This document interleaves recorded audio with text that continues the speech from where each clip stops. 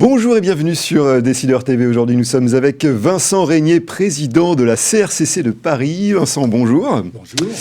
Alors, la CRCC de Paris organise très bientôt sa grande journée annuelle de formation. En quoi consiste cet événement ?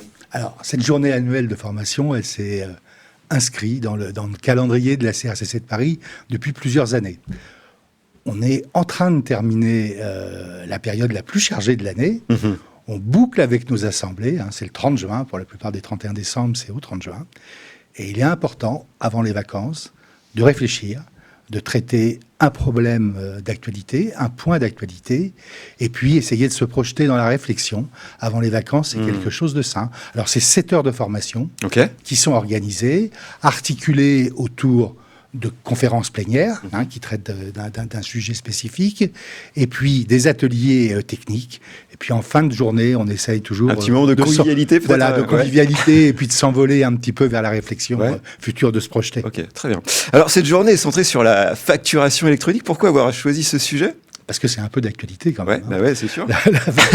La facture électronique, c'est d'actualité. Alors, il y a plusieurs sujets d'actualité, mais la facture électronique, c'est pas demain, c'est quasiment aujourd'hui. À partir de juillet... ça se rapproche terriblement. Voilà, juillet 2024, toutes les entreprises françaises vont devoir être en état de pouvoir réceptionner les factures de leurs fournisseurs. Donc c'est un sujet central pour les commissaires aux comptes.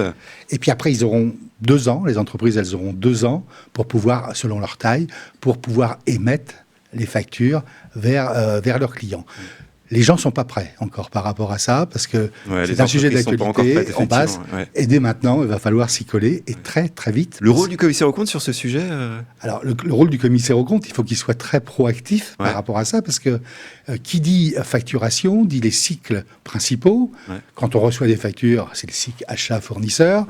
Quand on vend, bien évidemment, ça touche les stocks, mais ça touche les clients et le chiffre d'affaires, quelque chose d'important. Et là, il y a toutes les procédures qui doivent être mises en place pour que les choses fonctionnent. Garantir l'assurance. Et surtout, garantir bien évidemment l'assurance et la sécurité informatique. Ce qui veut dire que dès septembre, et c'est ça qui est important, dans ce qu'on appelle la phase intérimaire, celle qui prépare nos missions, la détection des risques, l'organisation de nos missions, on doit pouvoir aborder... Vous être présent sur ce sujet. Alors, toujours sur ce volet formation, vous proposez un dispositif d'aide aux étudiants appelé Make It Easy. Alors, de quoi s'agit-il ? C'est une grande fierté, Make It Easy.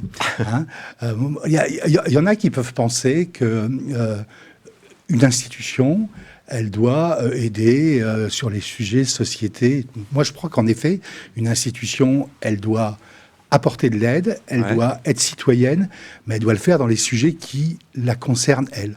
Aujourd'hui, la grande question de nos professions du chiffre et du droit, c'est l'attractivité.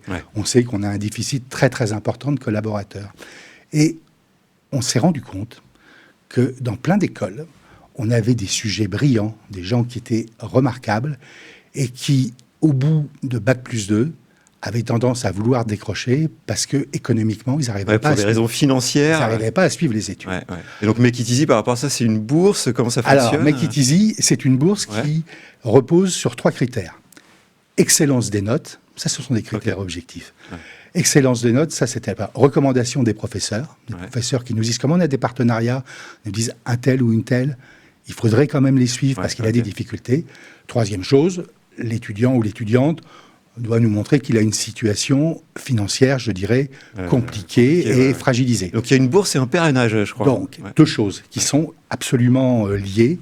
Une bourse, et aujourd'hui, c'est une bourse de 3 000 €, donc c'est quand même quelque chose de significatif, et un parrain. C'est-à-dire que la bourse n'est pas octroyée comme ça, et on ne laisse pas l'étudiant dans la nature. On a un parrain qui va le suivre tout au long de son parcours. Le prendre par la main. Le prendre par la main. Quand il y a des coups de mou, l'étudiant appelle son parrain, déjeune avec lui. Donc c'est financier et humain, avec lui. C'est financier et humain. Donc il faut trouver des parrains. Et pour revenir sur le dispositif, c'était Paris qui l'avait fait au départ. C'est la fierté de la CRCC de Paris. Mais le grand plaisir, c'est d'avoir eu l'Ordre des experts comptables avec Virginie Roitman qui nous a rejoint. C'est associé au projet. C'est associé au projet. Et puis la compagnie de Versailles et du Centre, pour que toutes les institutions franciliennes... Et oui, mais c'est pas fini.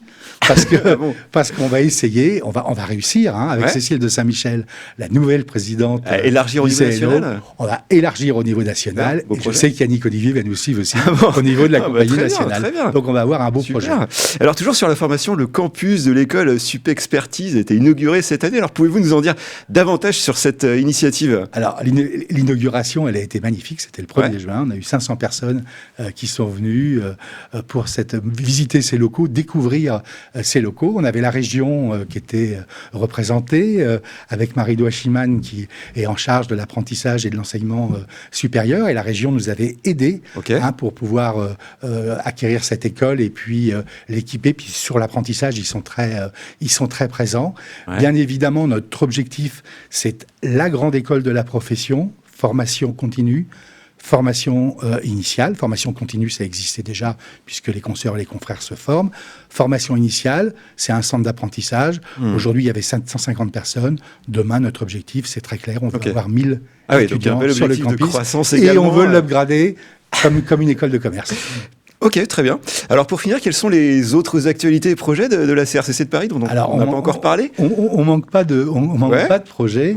Alors déjà, sur le problème de calendrier, 27 juin prochain, il y a la remise des diplômes, du certificat évaluation. Donc la formation, c'est vraiment le sujet essentiel. Alors si je résume... Tout ce qui est conseil ici, tout ce qui est conseil ici, qu'on fait en partenariat avec Dauphine. Donc il y aura la remise des certificats. Donc ça, c'est l'actualité d'avant les vacances. On a les universités d'été, incontournables, 5-9 septembre, donc au Palais des Congrès. Vous serez présents pour couvrir l'événement. On attend 4000 personnes à peu près, et pas mal de surprises sur les intervenants. Mais là, je laisse le suspense. Et puis après, on a 3 autres choses qu'on va essayer de mener. On a toujours TaxMatch, qui était un outil qu'on a lancé à la compagnie qui aide à l'audit fiscal. On a VisNao, l'outil de data visualisation qui est développé par la compagnie de Paris. On va avoir des nouvelles versions, on va le développer. Et puis dès maintenant, on a prévu encore de la formation et toujours de la formation. On a fait ça aux Antilles, on l'avait déjà fait l'année dernière, ça avait très très bien marché.